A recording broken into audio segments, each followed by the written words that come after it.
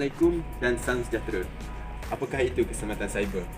Keselamatan adalah aspek yang penting yang sentiasa diberi keutamaan ketika membuat suatu perkara. Cyber pula adalah secara umumnya berkaitan dengan proses komunikasi melalui komputer dan internet. Manakala menurut Nick Lord pada tahun 2017, beliau berkata keselamatan cyber merujuk kepada teknologi, proses dan amalan dalam melindungi rangkaian, peranti atau data daripada serangan atau kerosakan disebabkan oleh penjenayah. Kemunculan media baharu menyebabkan proses komunikasi seperti penyebaran, pemprosesan data dan penerimaan maklumat berlaku begitu cepat tanpa mengira sempadan sesebuah kawasan. Walaupun media baharu ini membawa pelbagai manfaat dan inovasi dalam kehidupan manusia, aspek keselamatan cyber juga perlu difikirkan. Hal ini kerana masih ramai dalam kalangan pengguna internet telah mengabaikan prinsip-prinsip keselamatan dalam internet dan menganggap ia sebagai satu perkara yang remeh, terutamanya golongan belia. Golongan belia kini berada di tahap yang bahaya kerana penggunaan internet telah menjadi rutin harian dalam kalangan mereka dan risiko terdedah kepada ancaman cyber juga amat tinggi. Kesemua peringkat penggunaan komputer adalah sentiasa berhadapan dengan aktiviti jenayah, sama ada sebagai mangsa kepada jenayah atau peralatan bagi jenayah atau kedua-duanya. Operasi input, pemprosesan data, operasi output dan komunikasi data telah digunakan dengan teliti untuk tujuan yang tidak sihat. Jenis-jenis jenayah cyber yang biasa kita dengar. Pertama, penipuan. Penipuan melalui media internet atau erti kata lain scammer. Kedua, kerosakan atau pengubahsuaian ke atas program atau data komputer. Pengubahsuaian kepada program akan menyebabkan kerosakan suatu perisian. Jenayah dapat mensabotaj mangsa dengan cara tersebut. Ketiga, kecurian maklumat. Dengan cara ini, penjenayah dapat menjual maklumat peribadi maupun tempat kerja. Keempat, capaian secara tidak sah ke atas sistem, iaitu penjenayah mencerobohi masuk sistem tanpa kebenaran, dalam segi kata lain adalah pencerobohan. Kelima, menyalin perisian secara tidak sah, iaitu penjenayah menggoda masuk ke dalam sesuatu sistem serta menyalin perisian di dalamnya. Ini boleh dikatakan sebagai mencimplak hasil. Keenam, pengintipan. Pengintipan berlaku tidak kira kepada individu maupun syarikat besar. Ini untuk penjenayah mengetahui tentang hal-hal peribadi pemilik. Ketujuh, judi cyber. Ramai belia terjebak dengan judi cyber, tapi adakah mereka tahu setiap perisian memerlukan pengaturcaraan? Banyak penjenayah menggunakan pengaturcaraan yang tidak adil demi mengaut keuntungan. Kelapan, skim cepat kaya. Skim ini kebanyakannya adalah tipu helah kepada ramai mangsa yang ingin mencari kekayaan. Kesembilan, pornografi. Terbitan lucah dapat menggunakan pelbagai media, teks tulisan maupun lisan, foto-foto ukiran, gambar bergerak termasuk animasi dan suara yang telah dimuat naik di internet. Kesepuluh, pengodam atau hacker. Hacker adalah individu yang mahir dalam bidang komputer dan mampu mencerobohi komputer dengan mudah.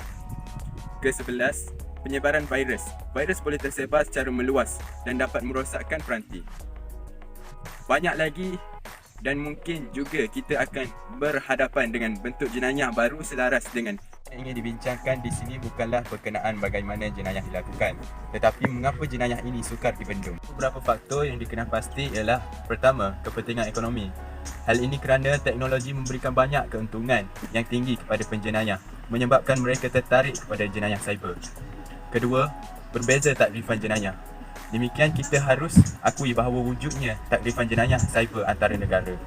Bagi negara-negara Islam, judi, pornografi, pengiklanan seks adalah suatu jenayah tetapi bukan jenayah di kebanyakan negara lain. Ketiga, sukar dikenal pasti siapakah penjenayahnya. Umumnya, penjenayah cyber adalah golongan berpengetahuan ataupun profesional. Mungkin kawan kita, mungkin pelajar, mungkin profesor atau siapa sahaja. Mereka akan melakukan jenayah terhadap institusi mereka sendiri atau institusi pesaing, atau mereka diupah oleh pihak tertentu. Keempat, kepentingan ketenteraan. Seperti Amerika Syarikat, mereka meletakkan perlindungan daripada serangan berasaskan cyber dan jenayah teknologi di tempat yang tinggi sebagai salah satu keutamaan yang penting. Peperangan zaman teknologi maklumat bukan sahaja peperangan melibatkan kekuatan fizikal, ketenteraan sahaja, malahan peperangan ilmu pengetahuan. Kelima, sikap manusia ataupun human attitude. Sebagai contoh, mereka menyerang sistem hanya sekadar suka-suka ataupun mencuba ilmu baharu mereka pelajari. Oleh itu, semakin tinggi teknologi IT berkembang, semakin tinggi juga kaedah jenayah teknologi dilakukan. Menurut tahun 2020-2021 adalah tahun yang mencatatkan jumlah insiden keselamatan cyber yang tertinggi bagi 5 tahun kebelakangan dengan sebanyak 9 insiden. Dibanding tahun sebelumnya, hanya 5 insiden. Bagi tahun ini, sehingga Ogos, 4 insiden telah pun dicatatkan. Secara keseluruhan, pada tahun ini, jumlah kes berkaitan dengan jenayah cyber di negara ini adalah sebanyak 77 kes. 75 kes daripadanya adalah berkaitan dengan cyber-enabled crime, manakala 2 kes adalah cyber-dependent crime. Number of cyber incidents dari Januari hingga Ogos 2021, sebanyak 302 laporan mengenai insiden cyber telah pun diterima sama ada melalui panggilan telefon, WhatsApp atau borang dalam talian. Setakat ini, bulan Ogos 2021 telah mencatatkan penerimaan laporan paling tertinggi iaitu sebanyak 59 laporan. Penggunaan kata laluan adalah sangat penting bagi melindungi data peribadi anda. Ketika melayari laman web tertentu, anda digalakkan untuk menggunakan kata laluan yang kukuh yang mengandungi huruf, nombor dan simbol agar memastikan maklumat sulit atau peribadi terpelihara daripada capaian pengguna yang tidak sah. Elakkan penggunaan kata laluan yang sama agar akaun keuangan, rekod kredit dan aset lain tidak mudah diceroboh oleh sesiapa. Fikir sebelum klik. Penggunaan internet tanpa sepadan kini semakin hari semakin berleluasa hingga memudahkan perkongsian maklumat dilakukan pada bila-bila masa. Jari jemari ini lebih cepat bertindak dengan klik sesuatu rangkaian dengan mudah tanpa melihat konteks sepenuhnya.